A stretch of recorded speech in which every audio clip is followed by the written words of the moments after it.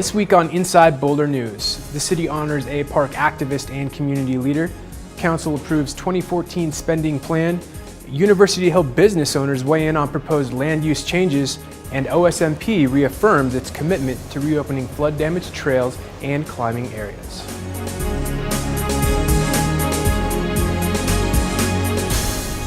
Welcome to Inside Boulder News. I'm Mike Benuelos. Emma Gomez-Martinez worked tirelessly for years to convert 2 acres of land at 2035 Canyon Boulevard into a park for the community to enjoy. Now that same park bears her name. The city officials and members of the public gathered to honor Ms. Martinez at a rededication ceremony on October 12th. Humility is the one word I think that I could say is the top of the list. Emma Gomez-Martinez is an example of how one by one our efforts can make the world of difference in a community.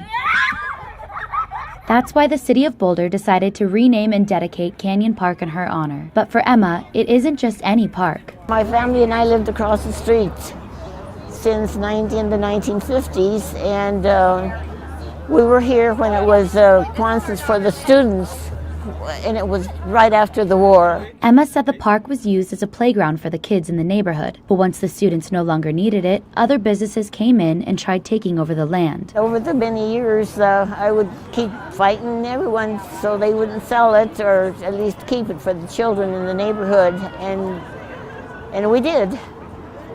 And it took us a while to get it done, but with the city's help, we managed to make this a park. And it's turned out to be a beautiful park.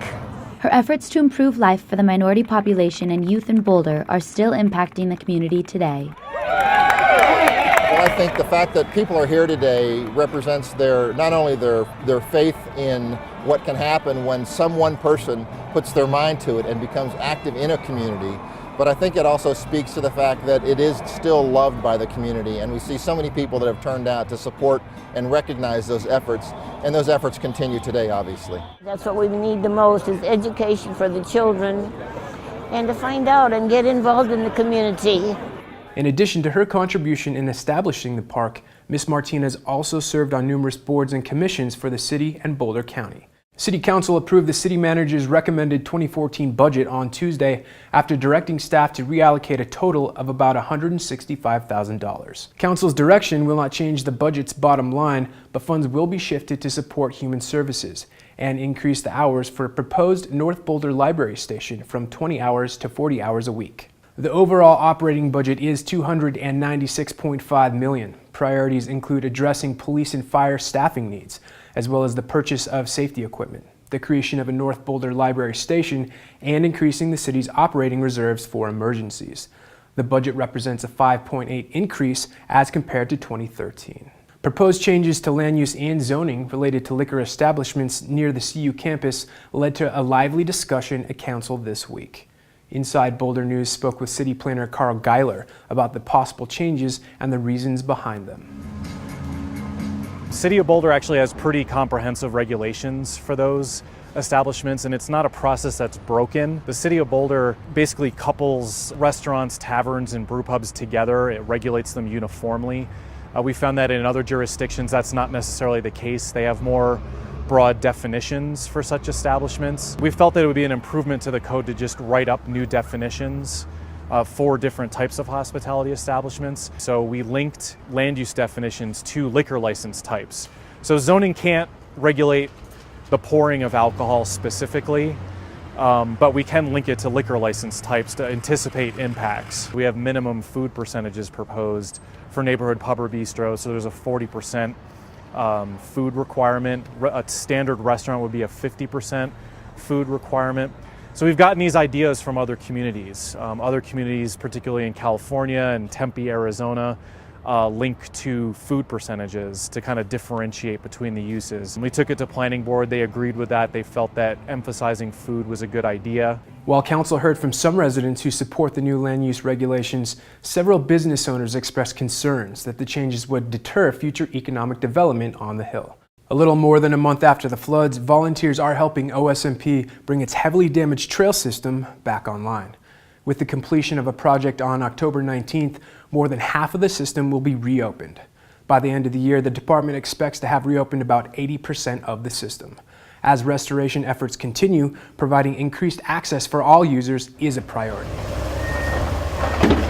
We have about 48% of the trails open today. We're shooting for that 50% to happen sometime this weekend. What our trail crews have been doing for the most part is going out and dealing with the worst of the damage, filling in things that would prevent people from actually hiking on the trail. We understand that a lot of people can hike and will hike, whether there's rocks or gullies and that sort of thing. We allow them to do that. So our criteria really have been, can you hike on the trail and not expect a rock to come rolling down on you or a tree to fall.